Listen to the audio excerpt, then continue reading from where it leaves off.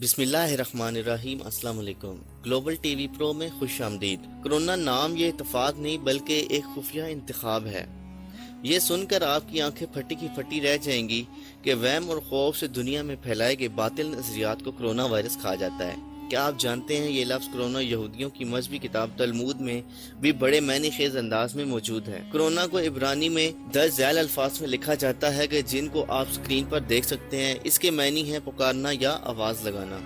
किस को पुकारना? अब ये सवाल पैदा होता है कि किस को पुकारना है। इसका जवाब ये है कि यहूदियों का मसीहा ऑर्थोडॉक्स यहूदियत के मुताबिक मसीहा, जिसे इंग्लिश में मोसेसचित या हशीम कहते हैं, दजाल नहीं बल्कि एक ऐसा लिबरल यहूदी और नस्ल रहनुमा होगा जो मस्जिद अक्सा को शहीद करके इसकी जगह दजाल के लिए हैकल सुलेमानी तामीर करेगा। यहूदियत के मुताबिक जब वो मसीहा आएगा तो इस वक्त सब लोग घरों में छुपे हुए होंगे, इसे पुकार रहे होंगे, यानी हर कोई इसे इन अल्फाज से पुकार रहा होगा कि कोरोना कोरोना कोरोना, यानी ए हमारे मसीहा आ जाओ आ जाओ अब आ जाओ। इसके अलावा नए कोरोना वायरस को कोविड-19 का नाम भी यहूदियों ने दिया है और आप इसे भी हरगिज़ इत्तेफाक न समझें। मैं हमेशा से ही सामईन को अपनी वीडियोस में ये समझाता रहा हूँ कि यहूदी हमेशा ज़ोमैनी अल्फाज इजाद करते हैं जिनका ज़ाहिरी मतलब कुछ और जबकि असली मतलब कुछ और ही होता है। लफ्ज़ कोविड यहूदी मजहबी किताब तलमूद के 5वें बाब मैस्जिद बैराचुट के पहले पैराग्राफ में कुछ इस तरह से मौजूद है जिसे आप स्क्रीन पर बखूबी देख सकते हैं। इसके मैनी है किसी शख्स को इस वक्त तक नमाज के लिए नहीं उठाना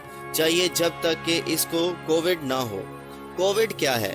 अब ये कोविड क्या लफ्ज़ है, इसका क्या मतलब है? यहूदी उलमा इसकी तशरीह करते हुए बताते हैं कि इसका मतलब है आजिज़ी, यानी कि आपका इस बात पर ईमान हो कि हम कुछ भी नहीं हैं, और हाशिम यानी कि मसीहा के बगैर हम कुछ भी नहीं कर सकते, इसलिए हमें इसको कोविड के साथ पुकारना होगा। आजिज़ी से इसे आवाज़ देनी होगी।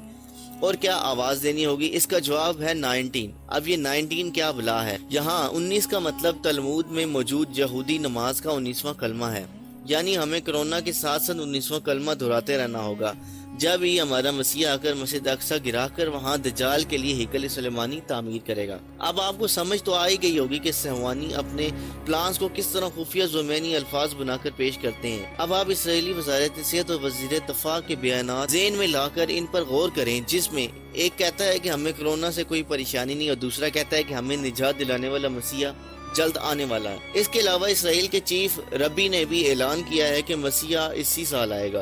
पिछले दिनों में आपने ट्विटर पर इसका ट्रेंड भी देखा होगा जो पाकिस्तान में कादियानियों ने बनाया था, और यहूदियों के वो नजरियाती बातिल गुलाम जो इस वक्त पाकिस्तान में मौजूद हैं, इन्होंने इस पर खूब मेहनत की थी। जी हाँ, 100% बिल्कुल ठीक समझ रहे हैं आप। इसीलिए सबको घरों में कैद करवा के हर जगह कोरोना कोरोना करवाया जा रहा है।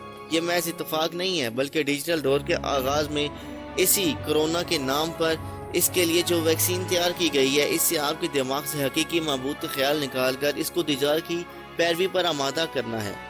लिहाजा इस लफ्ज़ को भी इस्तेमाल करने से रोकें, क्योंकि कोरोना वायरस नहीं सिर्फ यहूदियों का पैदा किया गया एक बातिल नजरियाती वहम है। इस चश्म को शायद तहरीर को सुनने के बाद इसको जरूर फॉरवर्ड करें और हर मुसलमान को अपने ईमान और अक़ायद के तहफ़्फ़ुज़ की तरफ मुतवज्जो कीजिए। दोस्तों, आपको हमारी ये मालूमाती वीडियो कैसी लगी है? अगर आपको हमारी ये मालूमाती वीडियो पसंद आई है तो इसे लाइक और शेयर ज़रूर कीजिएगा और अपने रिश्तेदारों के साथ इसे ज़रूर शेयर करें ताकि वो इन नज़रियात को जान सकें और अपने ईमान की हिफाजत कर सकें। दोस्तों, अगली वीडियो तक के लिए अल्लाह हाफिज़।